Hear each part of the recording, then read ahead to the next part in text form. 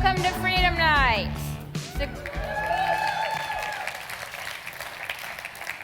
I am glad you're here. It is September 9th, 2016.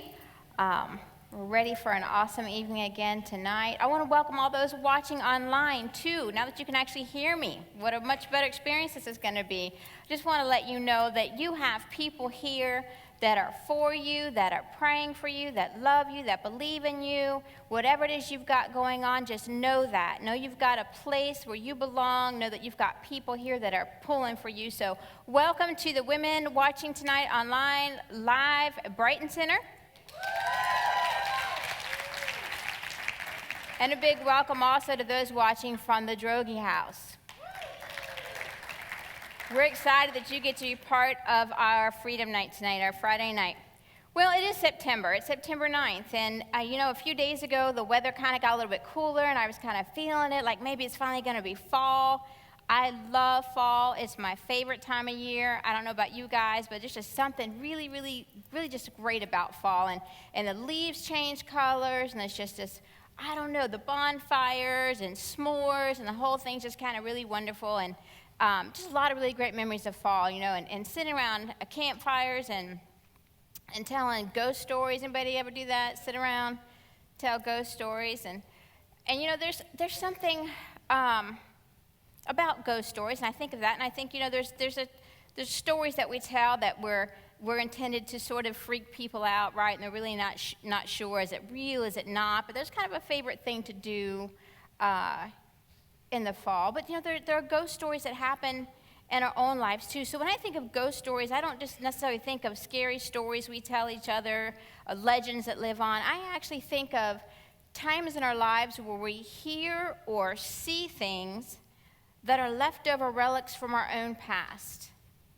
So remnants of a time, of something, of an event, of a place that's already transpired, it's already happened long ago, and it's over, but it's still showing up and still speaking into our lives. So it's kind of like history making itself known in our present. So that's kind of what I think about when I think of ghost stories. And literally these ghost stories can become a tremendous obstacle in us reaching our full potential when we allow the past to continue to be resurrected in our current lives. And the reason that is because living into our full potential requires that we look forward, that we look to the future. Potential is kind of a tricky thing. So potential requires that we be willing to see it and own it before it's actually there. Before we can develop it or reach it, we've got to already have a sense or an understanding that it's possible. But at that same time, it's not actually there in front of us. It's not something that we can actually see in what is present in front of us in its current condition. So a great deal of time, in fact, most of the time, potential is more of like a sense or a hunch that something could be better than what it currently appears to be. It's a sense that there's more to something than what is visible right now. When you're seeing potential, you are seeing something that is different than what is actually there to see as it exists right there in that moment. Some people seem to have a knack for this. How many of you know, or maybe it's you can look at something someone would call an old junker, an old clunker, an old pile of scrap metal, and somehow someone sees that and they see the potential and they'll buy that and they'll take it and they'll work on it and they'll get the right parts and they'll polish things up and they'll replace this and replace that, and before you know it, there's like this amazing vehicle that nobody would have ever thought could be from what it started out to be. But that person had a sense, they had a hunch that there was more possible than what they could actually see. And some people are the same way with homes, and they'll flip a house, and what everybody else would say, no, thank you. They see something beautiful in it. They see potential. They see what it could be in the future. And years and years ago, I used to watch a show called The Antique Roadshow. Anybody ever see that? Okay, right? So, but beyond the fact that I love British accents, and so that was just all kinds of fun to watch that, I was just fascinated by the people would just bring these random things in that were buried in their basement somewhere, or sometimes, they'd say, oh, my grandmother gave that to me, or my favorites were when they would find it like at a flea market or a garage sale, right? And they bring it in front of the appraiser, and the appraiser tells them it's worth some astronomical amount of money, and I think, oh my gosh, if I had that, I probably would have thrown it away. I wouldn't have even known, I wouldn't have seen, I wouldn't have recognized that value. They're gonna throw a picture up of something. It was a Navajo blanket that was actually on the Antique Roadshow. And do you guys have that to put up there? Maybe, maybe not. Anyway, this blanket ended up auctioning off for $1.5 million. And in the picture that they had from that particular show, and the guy's got a huge grin on his face. I can't imagine why, $1.5 million. But I think about that, that there's some people can define things as being trash, but somebody else sees it and they know and understand its true value and what the potential of it is. And so when we see the potential in something or someone, we are abandoning its current state or definition in favor of defining it by terms that are futuristic or are yet to be. So when you're seeing potential, you're actually refusing to be defined by what's there at that moment in time. You're saying there's more that's possible. What is not all that can be. And so often, to see the potential in a thing, you've got to kind of be willing to maybe be a little bit looked at as being a little bit crazy. Because often people will argue with you and say, no, that's not there, that's not realistic, you're not seeing what's actually there. You're not dealing with reality. And in fact, there are a lot of experts who should know the true potential of a thing, if we look back through history, are often very, very wrong. So if we look back in history, we see that Alexander Graham Bell, who invented the telephone, got the patent for it, went to the big giant communication company, Western Union, and tried to sell his patent for the telephone. Okay? He believed in his invention. He believed in the potential of it. He believed in the value of it. And you know what the big wigs said at Western Union? They said, no, thank you. We're not interested in the obvious limitations of this device. It's hardly more than a toy. Bad call, right? In 1946, an official from 20th Century Fox said, television will not be able to hold any market it captures after the first 6 months. People will soon get tired of looking at a plywood box every night. Well, how'd that work out? The cell phone, a top official for Motorola, declared it would be too expensive, it would not be feasible, would never replace wired phones. Wow. So these are experts. These are people who are supposed to know. These are people that are supposed to be somehow intelligent or informed on what the potential or value of an item would be. And we have these amazing inventions and these things and these people that are bringing them forward to experts, and the experts are saying there's no value in it. CEO and co-founder of YouTube a few years back talked about in an interview, he was worried about the sustainability of YouTube. He said, there just aren't that many videos I want to watch. And he wasn't really sure if it could make it. This is YouTube. So what's going on here?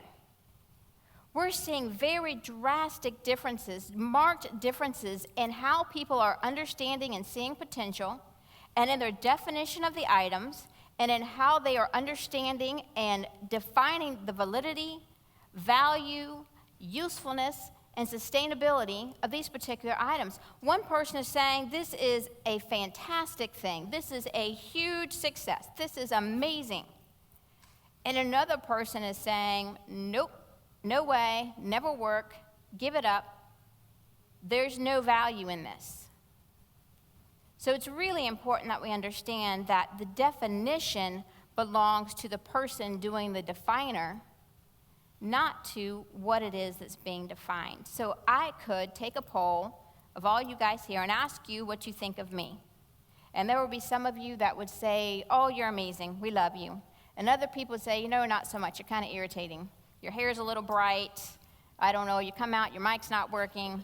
But I could go to each one of you and you guys would have different perspectives and different definitions of me, and none of them would have really anything to do with me as much as it has to do with your perspective and your definition that you're putting on me. So just because someone says something is so, just because an expert says the telephone is never going to make it, it's little more than a toy, just because someone says the cell phones are not feasible, nobody's going to go for it, does not make it so. And there's a story, maybe you guys have heard it before, a story of two salesmen worked for a large shoe company, and they were sent by their company over into a third world country to check out the options for opening a branch out there, selling shoes there. Two salesmen, same company, sent out. One of the salesmen calls his boss and reports, "This is a terrible business opportunity. No one here wears shoes." Second businessman calls, all excited, says, "Send tons of shoes. This is a fantastic opportunity. No one here has shoes yet."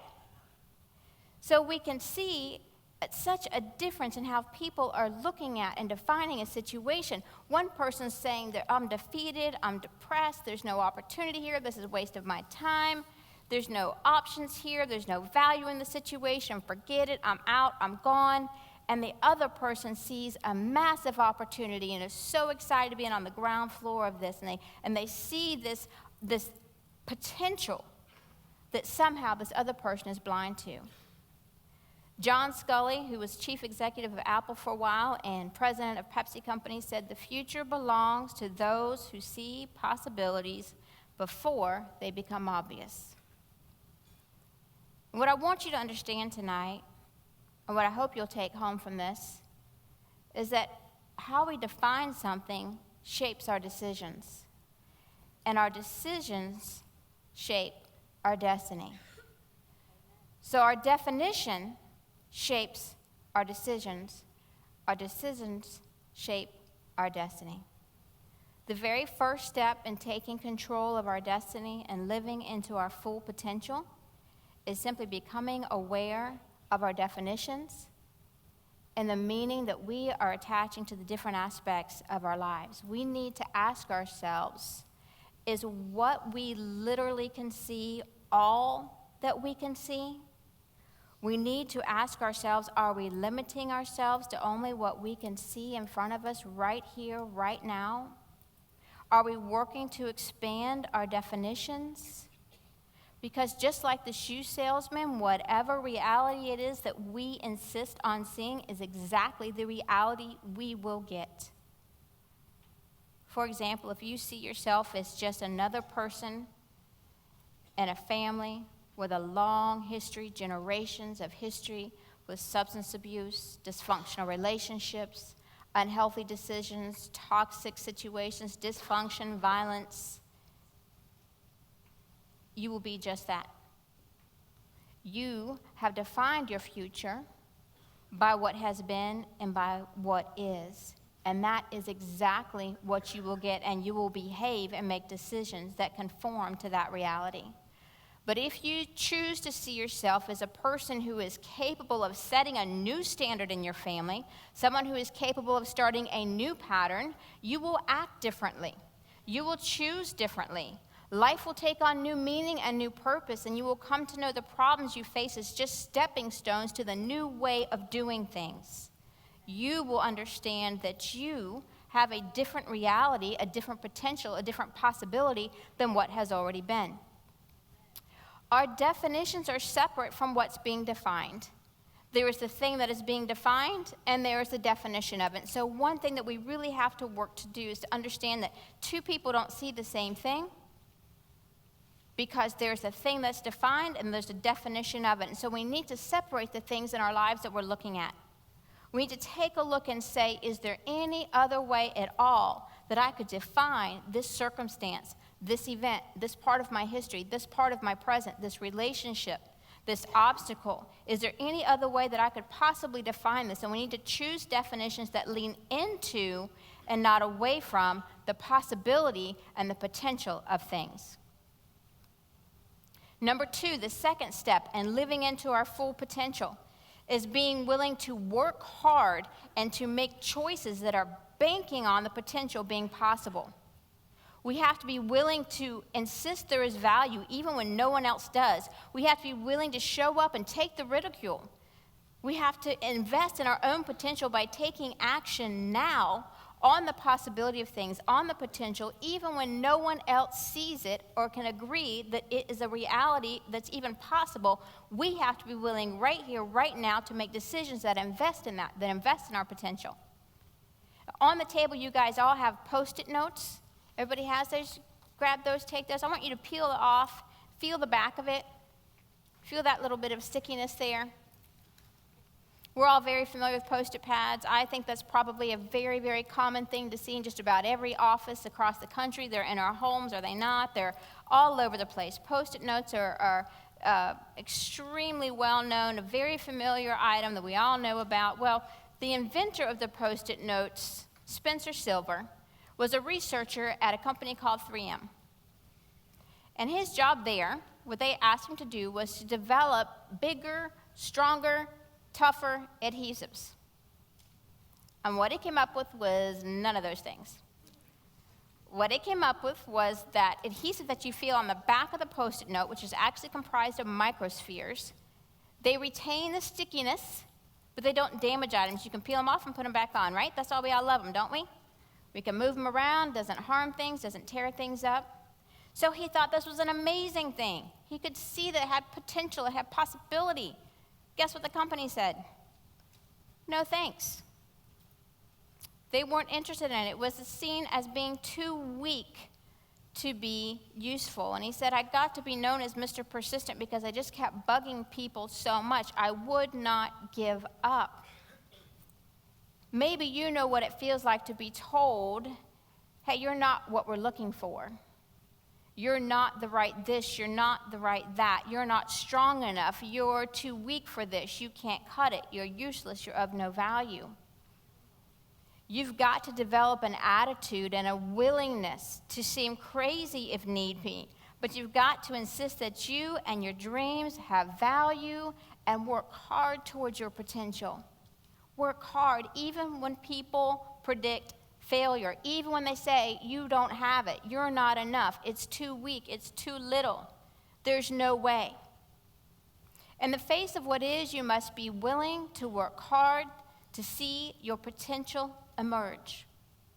Michelangelo was a brilliant artist, a painter, a sculptor, among many other things. He's very well known. Most of us at least have some vague awareness of who he was, just from grade school history. And he has this one piece, an angel that he sculpted out of a huge block of marble. And one day he was asked about his inspiration for that particular piece. He was asked about this tremendous sculpture. And what he said, he had to say, said, I saw the angel in the marble and carved until I set him free. We must be willing to chip away at everything that doesn't match up to the potential we know is inside of us until the person we know we were created to be is set free. We must show up and do the hard work. We must be willing to take the ridicule. And it is hard work, make no mistake of it. And part of that hard work is learning to even redefine the hard work and the struggle. One of the greatest skills we could ever develop is the ability to redefine struggle and hardship and adversity. We can define struggle as just that, as a struggle, as something that's meant to block us, as something that's meant to get in the way. As we can blame ourselves. We can say, oh, it's me, it's my luck. We can blame the world. We can be bitter. Or we can decide, you know what, this kind of thing happens to a lot of people. It's not fatal. It's not more than I can handle. There are people, in fact, who've overcome much more, and we can decide to look at adversity as an opportunity. Watch what happens when you begin to define adversity as an opportunity. And every time something shows up that's difficult, that's hard, that's a struggle, you begin to look for the opportunity in that and capitalize on that and work hard on that.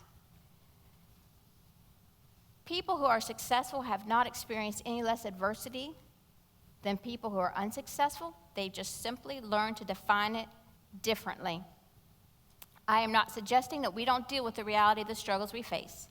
I'm not saying that we put a happy face on everything and pretend like it's all roses and everything's just beautiful and wonderful. I'm saying we cannot let the struggles define us.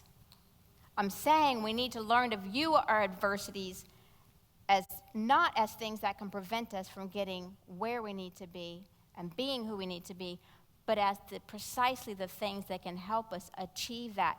It's within the difficulties of life that we find the greatest opportunities for growth. It's where we find we are forced to find new and more effective ways of doing things. It's where we get to flex our muscles. It's where we gain confidence in our abilities. It's where we learn to make new and positive connections as we reach out to others for help in navigating the situations. If we decide to define adversity as something that can and will eventually be a help to us, we are choosing to focus on solutions rather on problems, and everything turns around when we make that kind of decision. Every adversity contains within it the seeds of an equal or greater advantage, but we have to be willing to see it and to seek it. The third thing we need to be willing to do if we are ever going to reach our full potential and live into the person it is we were created to be is we have to be willing to continually evaluate and investigate where it is exactly that our definitions are coming from. So we need to learn to question our assumptions, question the way that we're defining things now. Where did that originate? In my own life, I've found that a lot of my definitions come from things I've been told or assumed to be so. Many years ago, 16 years ago now, as a matter of fact, I gave birth to my 5th child and found myself weighing 198 pounds. Was very overweight, wasn't really bothered that much by it. Had a lot of kids. Have a lot of kids, you gain weight. That was my assumption. That's what I saw. Let's throw that picture up, guys. They have that, they don't have that, that's all right. I had a conversation with a doctor who sat me down and talked to me and said, you know, you've got a long history of diabetes in your family, and your weight puts you at a significant risk for all kinds of health, and went down a list of things. And you know what my first reaction was? I was angry. I was angry. Well, this is what's to be expected. I've had 5 children. Don't talk to me about this, that, and whatever. This is just the way it is. In my family, women were overweight after they had children. And you know what? I can remember thinking things through and kind of looking at things and thinking, you know, I wonder if there is a different reality. I remembered my great-grandmother who had diabetes and ended up getting gangrene from not managing it well and lost a leg. I thought about the health consequences if I kept on the same path. And you know what I decided? I decided I was going to redefine what was normal. And I wasn't going to look at what I needed to lose. I was going to look at what I could gain. I could keep my leg, keep my mobility, keep my eyesight. So I looked at all these different things, and I decided to take responsibility for my own actions. And I remember the exact moment. I was literally sitting in front of the TV with a pack of Oreos and a Coke. And I said, you know, something's got to change. And I put it down, and I got up, and I went outside, and I took a walk. And that was a pivotal moment for me. What happened? What happened? I redefined what was normal. I looked at my assumption and asked the question, does it have to be this way? Just because I've been told it's this way, just because I've seen it's this way, does it have to be that way? It took me about a year to lose the weight, and it's been gone for 16 years now. It's a mental shift that had to happen. I had to learn to question the assumption. So in evaluating where our definitions are coming from, it's very important that we're willing to confront what I call our ghost stories and ask this question, who else is in the room? And that may seem like an odd thing to say, but let me walk you through this a little bit. Many of you know my background, and you know that I grew up very poor. Often there was not enough to eat. I can remember my mom recooking, reheating spoiled food. We lived in a home that was filthy, was infested with bugs, and I remember her picking that out of the food. That's what we had to eat. So when I asked myself that question, when I was looking at and evaluating my relationship with food and why it is that I was overweight, and I asked myself that question, who else is in the room? Do you know who else was there in those moments, in that time? A much younger, smaller version of me who was very, very afraid there would not be enough food to eat, and who was buying 3 and 4 times more than what was actually needed from a place of fear. Now, I don't know what your ghost story is, and I don't know who else is in your room. Maybe for you, it's an earlier version of you like it was for me, someone who's made some mistakes or faced some hardships or is reacting out of a place of fear. Maybe it's another person who's hurt you in the past, maybe an abusive or neglective parent, and you're allowing them to influence your definitions of you and what's possible for you. You're allowing them to define your potential. I don't know who that is for you, but I know it's important that you learn to ask that question.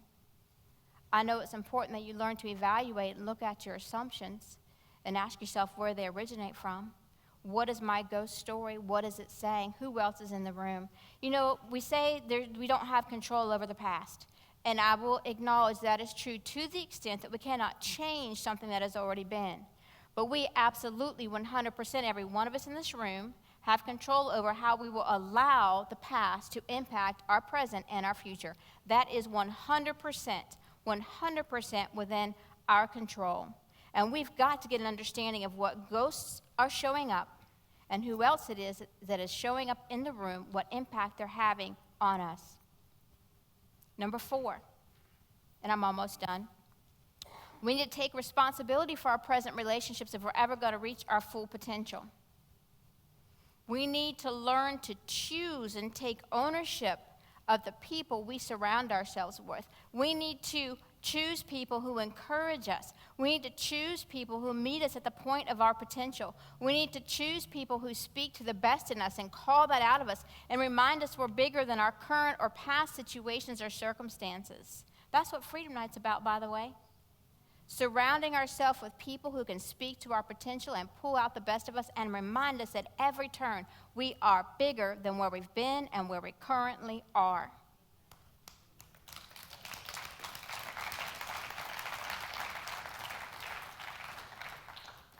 And within that choice to choose who we surround ourselves with, we must also learn to stop being afraid of asking for help, of reaching out. And this is so huge, so huge. Sometimes what happens is we begin to let our definitions of what's okay for us to do be colored by what other people may or may not think of us. And so we spend a lot of time building an image, constructing this perception that everything's great and that everything's fine when inside we know we are needing help and we are struggling. In reality, we are in need of help, and we're in need of someone supporting us, and we're in need of someone just giving us a little bit of encouragement. But sometimes we get afraid to reach out, and we don't see the danger in isolating ourselves. We don't see the danger that's there when we decide to let this image persist and define it as everything's great, everything's good. You know, the Bible tells a story about a man named Balaam who was in danger but couldn't see it. And he was riding on a donkey. Literally riding on a donkey. And the donkey could see the danger and he couldn't. And God literally gave this donkey the ability to speak. Don't you know you're in trouble when a jackass makes more sense than you? Now, I'm just saying.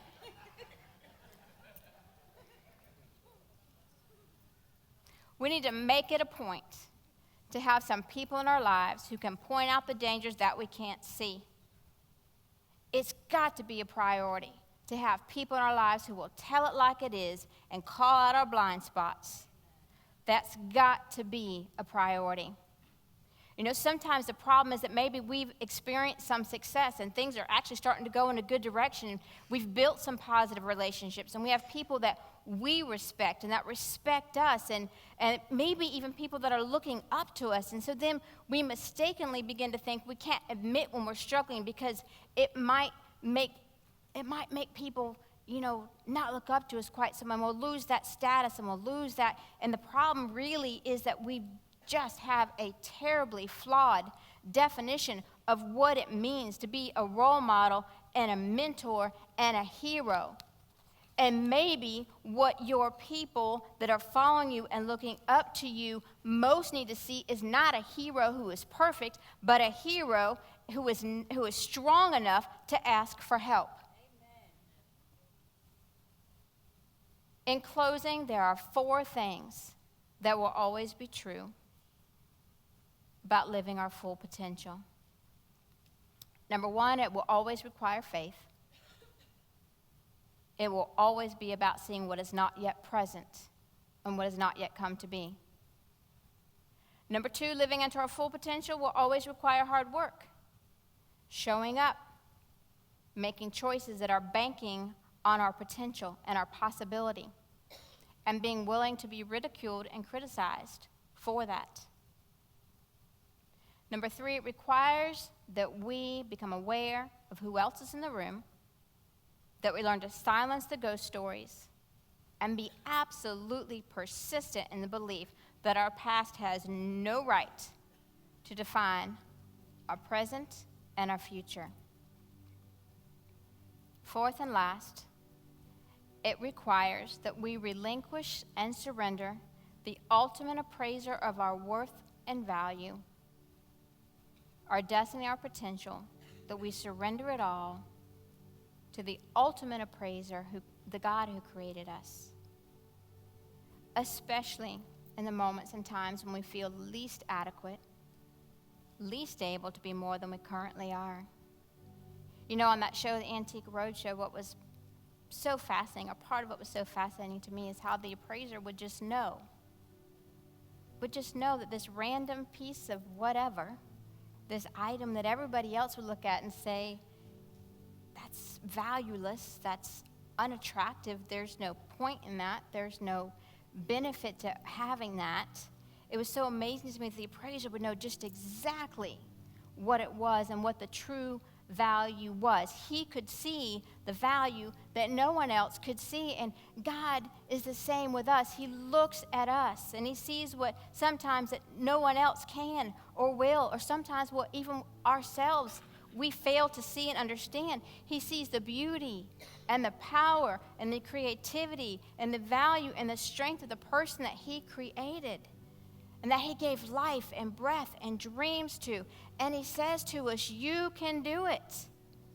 You can make it. My plans for you are for your success. You were brought here with a purpose and a plan and a destiny, and it's far larger than who you are here today and anything that you could currently imagine. Romans 8:31 says, if God is for us, who can be against us? Freedom fighters, it's time to revisit how we're defining our past, defining our present, defining our future. We have to take responsibility for our definitions because they shape our decisions, and our decisions shape our destiny. We need to silence the ghost, quit listening to remnants from the past, and start listening to the ultimate appraiser of who we are and who we can become. All throughout the Bible, we find that God uses the unlikeliest of people to accomplish amazing things. In fact, most often they were people that had past or present situations and circumstances which would seem to disqualify them from a life of greatness. People who just would seem just completely not cut out to do really amazing things. People who themselves felt totally inadequate. But time and time again, we see that God saw the potential in them. Moses, a great leader, hero of the Old Testament. Perfect example. He's living with his people as captive, as slave. And God tells him to go talk to Pharaoh, literally go talk to Pharaoh. And honestly, it was more of confronting Pharaoh. And he wanted Moses to go tell Pharaoh to let God's people go. And Moses responds, he says, oh no, I'm no good with words. I never have been. I'm not now. I get tongue-tied. My words get tangled. No way. Wrong guy. Nice try. Pick somebody else. But you know what? He responded. He went. And as a result, he saw miracle after miracle happen. 2.5 million people were led out of captivity. because this person who felt he could not speak, who wasn't adequate, who wasn't up to the job, decided to invest in his potential and what God saw was possible for him. So just note as a bonus, when you decide to act on the potential God has placed on you, number one, miracles happen. Number two, other people are always positively impacted. Those are things you can be guaranteed of. With every head bowed and every eye closed, I want to talk to you tonight. Maybe you're here. Man, maybe that potential on the inside of you, maybe you felt it a long time ago, and maybe it's been buried under life's disappointments. Maybe the ghost stories have gotten so loud that you can no longer see what you felt was maybe a possibility for you. And tonight it's time to resurrect that. Tonight it's time to start listening to the ultimate appraiser of our value and our worth and our potential. And I'm speaking to those of you here tonight who are saying, you know what, I've not been acting on my full potential. I've not been investing in who it is I know I can be. I've not been willing to carve away at everything that doesn't match up with who I know I can be, and I'm ready to make that step tonight. Would you pray for me, Virginia? Would you pray that I have the courage? Would you pray that I have the strength? Would you pray that I make those right relationships, those right calls? And with every head bowed and every eye closed, if you would raise your hand and say that tonight, I will make a promise to you. I will pray for you every single day this week that that's exactly what happened. I want you, there you go, raise your hand. Thank you. I see that hand. I see that hand. I will pray for you. Absolutely. The problem becomes we let our potential just sort of die and fizzle out based on so many different things, and we forget that it's based on a future. It's not based on our past, not based on our present. We've got to learn to trust in the God who created us, who tells us he created us for success, and he loves us just the way we are. Thank you. You can put your head down now. Now I want to talk to those of you here tonight that have never accepted Jesus as your Lord and Savior, and I don't want to leave this auditorium tonight without offering you that opportunity. And maybe you've heard the things I've said tonight, that's resonated with you, and you're like, yeah, I want to know that. I want to know my potential. I want to act on my potential. But you know in your heart you're not even right with God right now. You know there's a wall between you and him, and you know there's distance, and you know you don't have a relationship with a God that is for you, and you know you've not surrendered your life to the control of Jesus Christ. You know you've not repented of your sins and had a new beginning. And if that's you and you're here tonight, I want you with every head bowed and no one looking around. But you know in your heart you're not right. Tonight's your night. You want to do that. You want to make that decision. I want you to raise your hand up as high as you can get it. And have some friends that are going to walk around. They're going to put a card in your hand that's going to be helpful. Thank you. I see that hand. I see that hand. He's a God that is for us, and he created us with intention. You're not an accident. You're not a mistake. He's got amazing plans for you. And I will tell you right now from the bottom of my heart, I believe with everything in me, your potential is far greater than even you can dream or imagine right here, right now. And it starts with this moment, this decision right here. And freedom fighters, can we just all say this prayer together with those that raise their hands to receive Jesus? So can we say, Jesus, thank you for dying for me. Thank you for seeing the value and worth in me. I accept you into my heart and my life. Be my Lord, be my Savior. Help me live into my full potential. I give you my heart. I give you my life. I give you my past, my present, and my future. In Jesus' name, amen. Can we just do a hand clap for those that made that decision tonight? The Bible says that angels celebrate over this moment, so I don't know if you've ever had angels sing over you before, but that's what's going on right now, so feel good about that. All right, if you are here tonight for one of our many support groups, then I'm just thrilled that you're around for this and going to stick around after Freedom Night. And so we do have a number of groups that are here for those struggling with the issue of addiction and also for those friends and family who love them. So if you're here for AA, you're going to stay put right here in this room, right here. If you're here for Al-Anon, which is a support group, a 12-step group for friends and family of those struggling with alcohol, you're going to want to go out this back, this rear door here that's off to my right and into room 111. 113, thank you. It's going to be 113. If you're here for SOAR, you're going to go into room 112, and SOAR is a support group for those who are struggling with heroin addiction. If you're here for NA, Narcotics Anonymous, you're going to go up to on the far left side and up to the Legacy Loft, and if that does not make any sense to you whatsoever and you've not been here before, please find me or another volunteer with a Freedom Night lanyard, and they will help get you where you need to get. Thank you, guys. Be blessed. Love you. See you next Friday.